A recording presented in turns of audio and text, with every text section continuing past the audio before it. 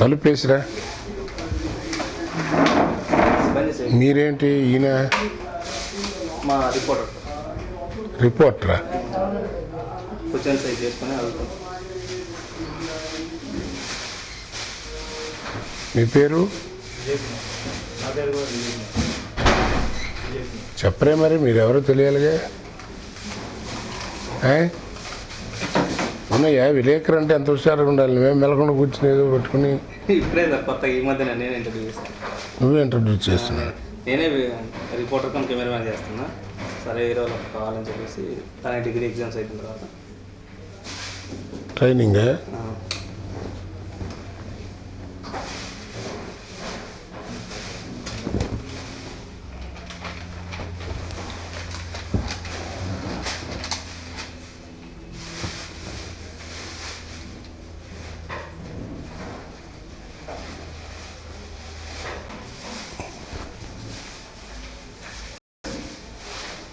చెప్పండి sir. Hello చెప్పండి. Hello నమస్తే సార్. ఫస్ట్ మీరు ఇండస్ట్రీకి ఎలా పరిచయం? ఎలా అంటే ఏదో నాటకాలు వేసుకున్నాను. అటు చూసి డైరెక్టర్ గారు, మన టీ కృష్ణ గారు, వాళ్ళు జంజాల గారు అందరూ చూసి టీ కృష్ణ గారు మెయిన్ క్యారెక్టర్ ప్రతిఘటన తీసుకుని చేయించడం జరిగింది. ఫస్ట్ మీరు ఏ సంవత్సరంలో ఫిల్మ్ ఇండస్ట్రీలో పరిచయం? 1978 అండి. యాక్చువల్గా అసలు కెమెరా ముందు ఉన్నది ఆ రోజు. ఆ తర్వాత నేను 5-6 సంవత్సరాలు అసలు ఏం చేయలేదు. అంటే సినిమా అనేది కాదు, నాకు నాటకాలు, బ్యాంకు ఉద్యోగం ఇంట్రెస్ట్ లేదు. అంటే అంత శ్రద్ధగా చేసింది లేదు. 85లో టీ కృష్ణ గారు నా నాటకాలు చూడటం, ఆయన ఆర్టిస్ట్గా సినిమాకి తీసుకోవటం, అది ప్రతిఘటన సినిమా సక్సెస్ అవ్వడం, అక్కడి నుంచి సినిమా నటన నాకు వృత్తి అయిపోయింది. బ్యాంక్ వదిలేసి. సరే ఇప్పటి వరకు మీరు ఎన్ని సినిమాలు నటించారు? ఒక 700 పైనే ఉంటాయండి. 700. తెలుగు, తమిళ అన్ని కలిపి? అన్నీ కలిపి. తెలుగు, తమిళం, కన్నడ, హిందీ అన్నీ కలిపి. సార్ హిందీలో మీరు నటించారు కదా, ఫీలింగ్ హిందీలో మీరు నటించారు కదా, ఫీలింగ్ ఎట్లా? సర్కార్ ఫీలింగ్ దాని గురించి చెప్పండి. ఫీలింగ్ ఏముందండి, ఇట్స్ ఎ గ్రేట్ ఆపర్చునిటీ. మర్చిపోలేంది మంచి ఆపర్చునిటీ.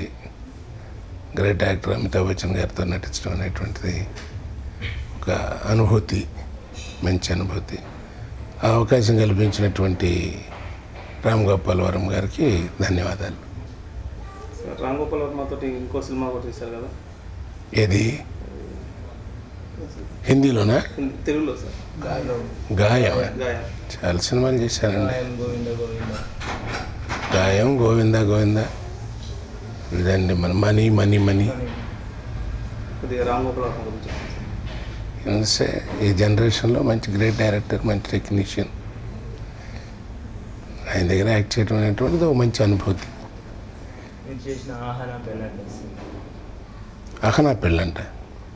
ఎప్పుడు అహనా పెళ్ళంటే దాంట్లో మంచి గుర్తింపు, బాగా కామెడీ చేశారు కదా. అవునండి, ఆ సినిమా మొత్తం అట్లాగే ఉంటుందండి. ఒక ఇన్సిడెంట్ ఏముంది, టోటల్గా మొత్తం ఆ సినిమా మొత్తమే మా ఆద్యంతం రమ్యంగా ఉంటుంది. ఒక ప్రత్యేకంగా ఒక సీన్ అనే ఉంది. ఆ సినిమా మొదల నుంచి ఆద్యంతం అంతా బాగా ఆహ్లాదకరంగా ఉంటుంది. అది జంజాల గారి, దర్శకుడు జంజాల గారికి గొప్పతనం.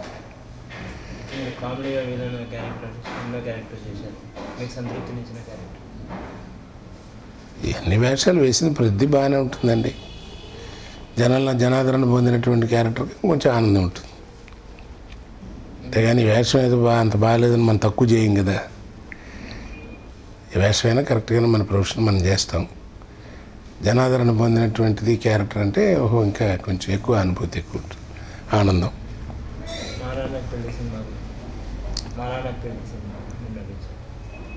మా నాన్నకు పెళ్ళాను. ఏవి సత్యనారాయణ గారు, అది చాలా ఎంతో నాకంటే సీనియర్స్ పెద్దలు వేయాల్సిన వేషం అండి. అలాంటిది ఆ వేషం నాతో వేయించడం అనేటువంటిది గొప్ప విశేషం. క్యారెక్టర్ కూడా చాలా మంచిది. అలాగే ఈ సత్యనారాయణ గారు చాలా మంచి మంచి వేషాలు చేయించాయండి నాతో. ఆమె, హలో బ్రదరు, 420, మా నాన్నకు పెళ్ళి, ఇంట్లో వెళ్ళాలి, వంటింట్లో పెరిగాలి,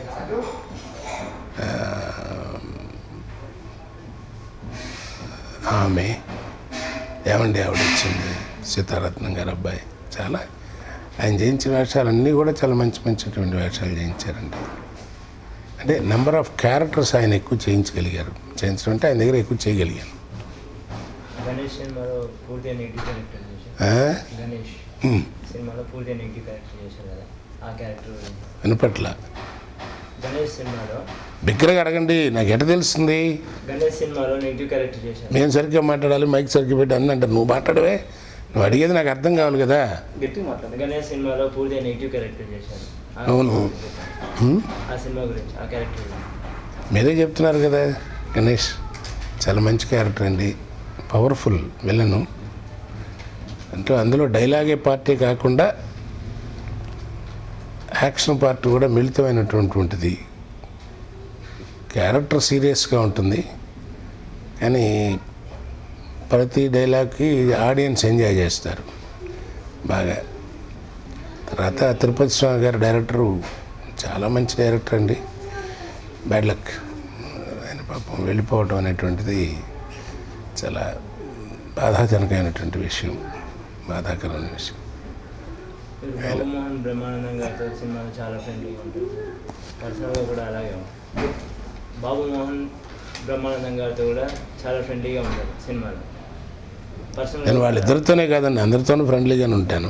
వాళ్ళిద్దరితో కొంచెం ఎక్కువ సినిమాలు ఉన్నాయి కదా. ఎక్కువ సినిమాలు ఉన్నంత వరకు వాళ్ళతోనే ఫ్రెండ్లీగా ఉన్నట్టు కాదు కదా. అందరితో ఉంటాను, వాళ్ళతో ఎక్కువ సినిమాలు చేయటం వల్ల వాళ్ళకి నాకు ఎక్కువ అనుబంధం ఉంది. జనాలు తెలిసి ఎక్కువ జనం అంటే మీరు జనమే కదా. ఎక్కువ కాంబినేషన్ అంటే ఎక్కువ కాంబినేషన్ సినిమాలు చేశాను. ముఖ్యంగా బాబుమోహన్ గారితో కనీసం ఒక 40-50 సినిమాలు చేసి ఉంటాను కాంబినేషన్. అదొక పీరియడ్ అండి, ఒక 5-6 ఏళ్ళు బాగా ఇద్దరు కాంబినేషను. ఈ చిన్న సినిమాలకి అనేటువంటిది సోకాళ్ళు చిన్న, అంటే నా దృష్టిలో చిన్న సినిమా పెద్ద సినిమా ఏమి ఉండదు అనుకోండి, అన్ని సినిమాలు ఒకటే. సరే, సినిమా వాళ్ళు చెప్తూ ఉంటారు కదా చిన్న సినిమాలని పెద్ద సినిమాలని. సో ఈ చిన్న సినిమాలు అనేటువంటి వాటిలో మిద్దరం చేసినటువంటి ఒక 40-50 సినిమాలు సినిమాకి ఎసెట్ అయిందండి. మా కాంబినేషన్ ఎసెట్ అయ్యి బాగా దానిలోకి ధనాదన పొందటం. మా ఇద్దరు కాంబినేషను వాళ్ళ పూర్వీకులు ఒక నాగభూషణం గారు, రామలింగయ్య గారు, రావు గోపాలరావు, అల్లు రామలింగయ్య గారు, అలాగా ఆ కాంబినేషన్ లాగా ఈ జనరేషన్కి మా జనరేషన్కి బాగా ఆ పెయిర్ మళ్ళీ సక్సెస్ఫుల్ పెయిర్ అండి. మళ్ళీ ఇంతవరకు ఇంకా మళ్ళీ అట్ట ఒక పెయిర్ లాగా ఒక ఎవరు ఇంకా రావాలన్న ఆశిస్తున్నా. అన్న మంచివాళ్ళు బాగుంటాయి. బాబుమోహన్ గారు మీరు ఇద్దరు కలిసి మామగారు సినిమా మంచి కామెడీ పిక్చర్. అవునండి. అట్లా మీరు ఎట్లా ఎంజాయ్ చేశారు? అంటే ఎంజాయ్ చేయడానికంటే ఇప్పుడు అతను తన్నటం అనేది ఒకటి ఉంటుందండి, ఈ ప్రక్రియ ఆ సినిమా నుంచే మొదలైంది. నిజంగా ఒక ఆర్టిస్ట్గా ఏదో ఒకసారి యాక్సిడెంట్లుగా ఒక సీన్లో తన్నటం అంటే పర్లేదు, కానీ కనపడప్పుడల్లా తనతో ఉంటాం. అదొక మేనరిజం. తన్నడం అనేది నా క్యారెక్టర్ మేనరిజం, తన్నులు తినటం అనేది అతని క్యారెక్టర్కి మేనరిజం. అలా యాక్సెప్ట్ చేయటం, తర్వాత ఆ క్యారెక్టర్లో ఇన్వాల్వ్ అయ్యి ఆయన చేయటం నిజంగా ఒక మంచి అనుభూతి అండి. నిజంగా ఆయన అలా చేయకపోతే నేను అంత బాగా చేయగలిగేవాడిని కాదు. అంటే క్యారెక్టర్లో ఆయన కూడా అంత బాగా చేయబట్టి అది ఆ కాంబినేషన్తోనే మొదలైంది మొదటి పిక్చర్. అక్కడి నుంచి 40-50 సినిమాలు కాంబినేషన్ బాగా ఆంధ్ర ప్రేక్షకులకు బాగా హత్తుకుపోయినాయి. బాబుమోహన్ గారు ఏ ప్రెస్ మీట్లో అయినా కానీ కోట గారు మా అన్నగారు, బాబుమోహన్ మా బావగారు అన్నీ చెప్తా ఉంటారు బ్రహ్మానందంగా. బ్రహ్మానందం గారు అట్లా మీరు ఎట్లా ఫీల్ అవుతున్నారు చెప్పండి. ఏంటంటే ఆయన ఆప్యాయతకి దానికి మనం కూడా ఆనందంగా ఉంటుంది కదా. ఎవరైనా సొంత అన్నగా భావిస్తారు మిమ్మల్ని. అవునండి, అలాగే నిజంగా నేను కూడా అంత అన్యోన్యంగా ఉండేవాళ్ళం. అంటే అలా కుదిరిందంటే ఆ కాంబినేషన్. బావగారు బాగున్నారు సినిమాలో శ్రీహరి బావగారు బాగున్నారు సినిమాలో శ్రీహరి తండ్రిగా చేశారు కదా. బావగారు బాగున్నారు సినిమాలో అవునండి. శ్రీహరి తండ్రిగా చేశారు. అవును, ఏదో నీకంటే ఆడి తప్పే ఉందిరా, నేను పడ్డ బాధలు ఆడి బాధ అంతా. అవునండి, ఆ క్యారెక్టర్ గురించి చెప్పండి. అది నాకు ముందు క్యారెక్టర్ లానే తెలియదండి. బట్ ఒక కామెడీ విలన్గా అనేటువంటిది తెలుసు చిరంజీవి గారి పిక్చర్తో. ఆ రోజు కూర్చొని మాట్లాడుతున్నప్పుడు ఫస్ట్ డే అదొక వృద్ధానికి ఇలా పోల్చుకుంటూ ఉంటాడు, అదొక మేనరిజం ఆ క్యారెక్టర్కి అని చెప్పినప్పుడు చాలా ఆనందపడ్డాను. సరే, దాన్ని చేసే పద్ధతిలో కొంచెం మెలుగు చేసుకుని చేయటం అది బాగా జనాదరణ బాగా పొందిందండి. బాగా మీరు వెంకటేష్ బాబు గారితో తాతగా తండ్రిగా నటించారు. అవునండి. అలాగే నెగిటివ్ క్యారెక్టర్స్ కూడా చేశారు. ఆ ఎక్స్పీరియన్స్ గురించి చెప్పండి.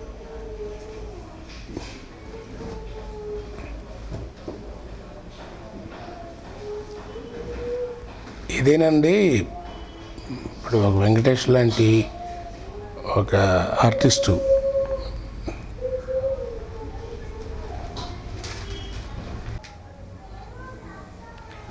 అంటే వెంకటేష్ గారి లాంటి హీరోకి ఆయనకి కూడా వైవిధ్యమైనటువంటి ఒక ఫ్యామిలీ డ్రామా చేయటానికి, ఇటు ఫెరోషియస్గా చేయటానికి అన్ని రకాలుగా ఆయనకి ఇమేజ్ ఉన్నటువంటి హీరో. ఆయనతో అన్ని రకాలుగా వేషం, ఇప్పుడు తాతగా చేశాను, తండ్రిగా చేశాను, విలన్గా ఇప్పుడు గణేష్, శత్రువు ఇలాంటి సూపర్ క్యారెక్టర్స్ అతనితో చేశాను. అలాగే అసలు మొట్టమొదటిగా వెంకటేష్ గారి కాంబినేషన్లో వారసుడు వచ్చాడనే పిక్చర్ చేసామండి. నేను కొల్పూడి మారుతురారు కాంబినేషన్, ఇద్దరు జంటగా ఉంటాం. అది ఎక్స్ట్రాడినరీగా ఆ రోజుల్లో మంచి పేరు వచ్చినటువంటిది. 7th మూవీస్, మోహన్ గాంధీ గారు డైరెక్టర్. 7th మూవీస్ చాలా ఎక్స్ట్రాడినరీగా వచ్చినప్పుడు కాంబినేషన్లోనే. అలాగా ఆ కాంబినేషన్ లాగా అలాగే వెంకటేష్ గారికి నాకు కుదిరినటువంటిది. ఆల్మోస్ట్ ఆల్ ఆయనతో చేసినటువంటి విలన్ క్యారెక్టర్లు కానీ నేను మెయిన్ క్యారెక్టర్లు వేసిన అన్నీ కూడా మంచి హిట్ అండి. ఇప్పుడు వారసుడు వచ్చాడు, అలాగే ఇంట్లో ఇల్లాలు, వంటింట్లో ప్రియురాలు, అన్నిటికీ చెప్పుకొని శత్రువు అసలు. తర్వాత తాత క్యారెక్టర్ ఒకటి వేశాను, గణేష్. ఆమె సినిమాలో మీ క్యారెక్టర్ చెప్పాను కదండి. ఆమె సినిమాలో కొంచెం ఆ పిసినారితనం అనేటువంటిది ఆహ్నా పెళ్ళంట క్యారెక్టర్ షేడ్ కొద్దిగా ఉంటుందండి అందులో. బట్ విలనీ పార్ట్ దీంట్లో ఆమెలో దర్శకుడు ఈవి సత్యనారాయణ గారు దాన్ని మిళితం చేసి క్యారెక్టర్ని చాలా గొప్పగా అద్భుతంగా దాన్ని సృష్టించారు. చేయటం, ఆ వేషంలో ఉన్నటువంటి వైవిధ్యం మీ అందరికీ తెలుసు. ఆ క్లైమాక్స్, కోడల్ని చర్చిపోవటం అన్నీ కూడా అట్లాంటివి చేయటం కొంచెం కష్టం అండి. ఎందుకంటే మన మనసాక్షికి మనకే అనిపిస్తుంటుంది, ఎంత విలన్ అయితే మాత్రం ఇలాంటి క్యారెక్టర్లు అనేటువంటిది కొంచెం కష్టమేనండి. తర్వాత ఒక్కటి మాత్రం మీ అందరికీ చెప్పాలి ఏంటంటే, మామూలుగా హీరో వేషాలు, బ్రదర్స్ క్యారెక్టర్స్, ఫ్రెండ్స్ క్యారెక్టర్లు వేయటం జనరల్గా చేయొచ్చండి, కాదని నేను అన్ను. బట్ మేము చేసేటువంటి ఈ విలన్ క్యారెక్టర్స్లు ఉంటాయి కొన్ని ముఖ్యంగా నా పెళ్ళంట, గణేష్, అలాగే ఆమె, ఇలాంటి పిక్చర్స్ ఉంటాయి. వీటిలో క్యారెక్టర్లు అలాగే చిత్రం బళారే విచిత్రం అనే సినిమా, అలెగ్జాండర్, తర్వాత పంజరం అనే సినిమా, చాలా అద్భుతమైన సినిమా అండి. కోటరామకృష్ణ గారి డైరెక్షన్, చాలా మంచి వేషం. అది కొంచెం సినిమా సరిగ్గా ఆడక కొంచెం అది ఎక్కువ ప్రజాదరణ పొందలేకపోయిందండి. ప్రజలు చూసే అవకాశం కాలేదు. వచ్చుంటే మాత్రం చాలా అద్భుతమైనటువంటి వేషం అండి. ఇలాంటి వేషాలు చేసేప్పుడు ఏంటంటే స్టార్ట్ టు ఫినిష్ ప్రతి ఏ క్యారెక్టర్ వచ్చినా తిడుతూనే ఉంటుంది. అసలు నవ్వుతూ చక్కగా మాట్లాడేవాడు ఉండరు. మరి అట్లాగా సినిమాలో ఉన్న వేషాలన్నీ ఒక క్యారెక్టర్ని పట్టుకుని తిడుతూ ఉంటే వాటిని మెయింటైన్ చేయటం ఎంత పొటెన్షియాలిటీ ఉండాలి ఆర్టిస్ట్కి. అంటే మెయింటైన్ చేయడం కాదండి, వాళ్ళతో పాటు వాళ్ళకంటే కూడా చాలా బాగా చేశారు. ఆ వేషం యొక్క ఇంపార్టెన్స్ అలా వచ్చి ప్రాధాన్యత వచ్చి ప్రజల్లోకి ఆ వేషం లేకపోతే ఆ సినిమా అంత బాగుండేది కాదు అని అనిపించుకునే అంతగా నెగిటివ్గా చేయటం అనేటువంటిది ఇట్స్ నాట్ ఏ జోక్ అండి. అది సామాన్యమైనటువంటి విషయం కాదు. అలాంటి వేషాలు చేయాలంటే ఆర్టిస్ట్కి చాలా మంచి పొటెన్షియాలిటీ ఉండాలి. ఊరికే ఉందండి, ఊరికి డైలాగ్ చెప్పి తిట్టేటేలు గిట్టేటేలు, అది నువ్వేంటి నేనేంటి, అది చేసుకుందా అని చూసుకుందాం, ఇలాంటివి జనరల్గా ఎవడైనా చేయొచ్చు, చాలామంది చేస్తారు కూడా, నేను చేసిన ఉన్నాయి చాలా. మీరు ఇప్పటివరకు ఎన్ని నెంబర్ చదివారు? ఇప్పటికి 8 అనుకుంటానండి, 8, 9 వచ్చినాయి. ఇటు ఖాయం. మీరు చేసిన ఆనాడు సినిమా గురించి మరి చాలా మంచి సినిమా అండి. అలాంటి సినిమాలు తెలుగులో రావాలి. తెలుగు సినిమాలకి మనకి నేటివిటీ అంటే ప్రతి సినిమా అట్లాంటి సినిమాలు చూస్తుంటే ఆడియన్స్ వాళ్ళ యొక్క ఫ్యామిలీని చూసుకున్నటువంటిది, వాళ్ళ ఫ్యామిలీలో జరిగేటువంటి వాళ్ళ కుటుంబ సమస్యల్ని వాళ్ళు పోల్చుకోగలుగుతారు. ఏదో మన సంసారంలో ఆయన ఉందిరా, మన ఇంట్లో ఆయన ఉందిరా అనేటువంటిది ఒక ఐడియా వస్తుందండి. అంటే దానిలో అంత దాన్ని ఏమంటారంటే మన నిజ జీవితానికి జరిగేటువంటి విషయాలకు చాలా దగ్గర పోలికలు ఉంటాయి. అందుకే అది అట్లాంటి వాడిని జీవనాటకం, జీవం ఉన్న సినిమా, జీవం ఉన్న కథ అంటుంటాం. ఇలాంటి సినిమాలు అంటే దాంట్లో కూడా కొంచెం సినిమాటిక్ ఎగ్జాజరేషన్ కొంచెం అటు ఇటు ఉందనుకోండి, అలాంటివి కొంచెం పక్కన పెట్టినా మనం చూసుకోవాల్సింది ఏంటంటే సినిమా చూసిన 2 గంటలు ఒక మంచి సినిమాని చూసినటువంటి ఫీలింగ్ అలాంటివి రావాలండి. వచ్చినప్పుడే మన యొక్క మన తెలుగుదనం కూడా, మన యొక్క నేటివిటీ కూడా బయటపడుతుంది. చాలా కాలం తర్వాత మళ్ళీ నెగిటివ్ క్యారెక్టర్స్ ఇప్పుడు చేస్తున్నాను, అతను చేశాను. అవునండి, ఆ ఎక్స్పీరియన్స్ ఏముందండి, చాలా కాలమే ఉంది. ఇప్పుడు మార్పు వచ్చింది వాతావరణం లాగానే ఇప్పుడు సినిమాల్లో కూడా వాతావరణం మారింది. అంతా ఏదో కొత్తగా అంటే కాలేజీలు చదువుకోవడం, ప్రేమలో పెళ్ళిళ్ళు, ఈ గోల ఎక్కువ కదా. ఇదివరకు నేను చేస్తున్నప్పుడు ఉన్నటువంటి ఒక 5-6 ఏళ్ళ క్రితం ఉన్నటువంటి సినిమాలకి వాటి యొక్క పోగడకేనో కథావస్తులకి ఇప్పుడు కథావస్తు తేడా ఉంది. సో ఈ కాలేజ్ బ్యాక్గ్రౌండ్, ఇది బ్యాక్డ్రాప్, అంటే తెలుగు డైలాగ్ తక్కువ, ఇంగ్లీష్ డైలాగ్ ఎక్కువ అండి. అది ఏదో కాలేజీలో చదువుకునే వాళ్ళు మాట్లాడుకున్నట్టు ఉంటుంది కానీ ఒక డ్రామా అనేది చూస్తున్నట్టు ఉండదు. సో మరి అలాంటప్పుడు ఇప్పుడు నేను జనరల్గా వేసేటువంటి ఇదివరకు వేషాలు లాంటివి రావడం కష్టం కదా. మళ్ళీ మార్పు మళ్ళీ వస్తుందని మళ్ళీ పద్ధతి. ఇప్పుడు మామూలుగా బెల్ బాటం పోయి టైట్ వచ్చింది, మళ్ళీ టైట్ పోయి ఇప్పుడు ఎలిఫెంట్ అని తొడుక్కునేది ఎక్కువ, ఊడిసినేది ఎక్కువ, రోడ్డు మీద అంత ఊడ్చుకుంటూ వస్తుంటాయి. వస్తే మళ్ళీ ఇదివరకు చెవు పోగు పెట్టుకున్నాడు అని చూసుడే పోగులాడని ఎక్కిరిచ్చేవారు. ఇప్పుడు ఆ పోగు పెట్టుకుని వెనకాల వేసుకుని స్కూటర్ వెనకాల కూర్చుంటే బ్యాక్ నుంచి చూస్తే ఆడ మోగ తెలియట్లే.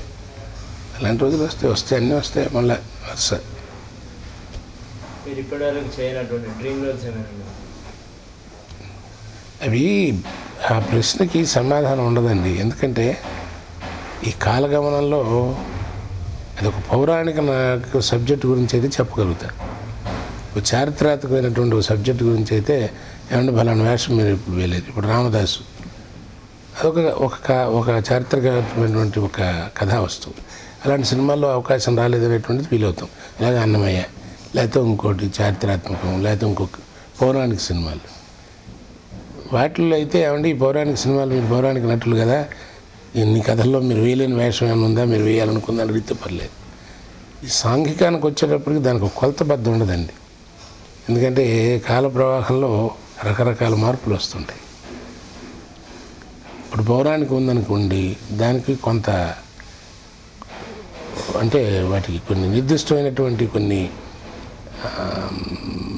పాటించాల్సినటువంటి కొన్ని పద్ధతులు ఉంటాయి.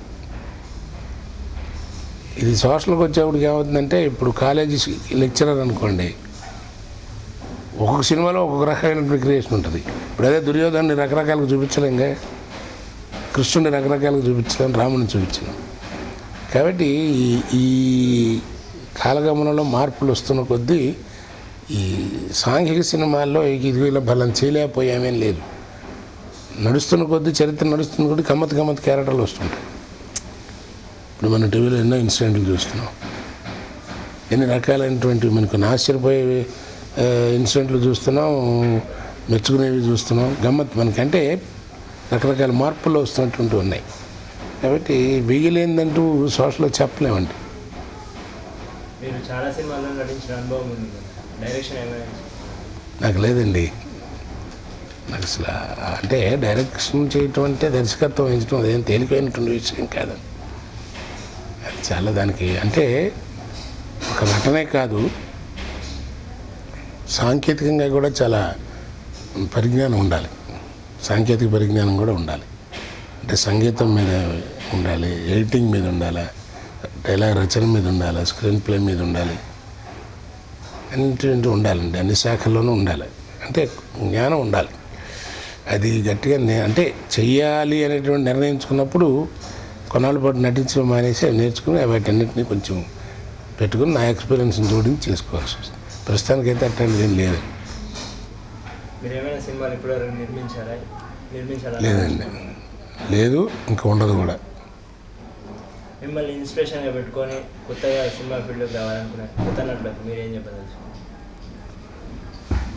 నన్ను ఇన్స్పిరేషన్గా పెట్టుకుని వచ్చేటువంటి వాళ్ళంటే నాకు ఆనందమేనండి. ఇంక నేను ప్రత్యేకంగా చెప్పేది ఉంది. నన్నే ఇన్స్పిరేషన్గా పెట్టుకున్నానంటే నా గురించి అంత తెలిసే ఉంటుంది కదా. కాబట్టి నేను ఎలా ఉన్నాను, ఏం చేసి అనేది జాగ్రత్త పెట్టి చేసుకోవటమే. ఇప్పుడు మీరు చేస్తున్న సినిమా అంటే ఇన్స్పిరేషన్గా పెట్టుకోవటం అంటే కూడా ఇమిటేట్ చేయకుండా ఉంటే బెటర్ అండి. తన పక్కీలో మీలాంటి నటుడు కావాలని కోరుకునే నాలాగే ఉండి 3 మంది ఉన్నారని మంచి మంచి నటులు అందరిలాగా అనుకోవాలి.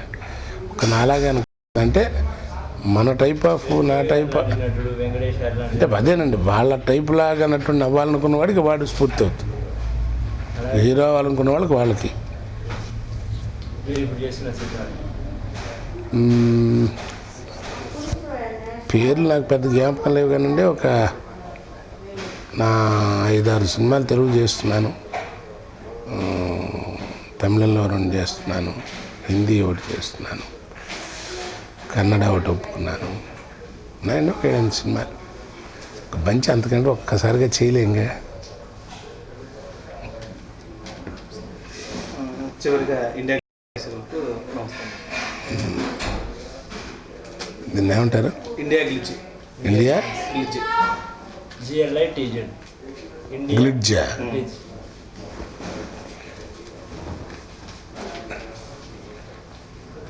ఇండియా గ్లిడ్ ద్వారా ఈ రూపేణ ప్రేక్షక మహాశయులు మిమ్మల్ని అందరినీ కలుసుకోవటం అనేది ఒక మంచి అనుభూతిగా ఎప్పుడు తలుచుకునే విధంగా ఉంటుందని, మీ ఆశీర్వాదం నాకు ఎప్పుడు ఉండాలని కోరుకుంటూ సెలవు తీసుకుంటున్నా. మీ కోట శ్రీనివాసరావు.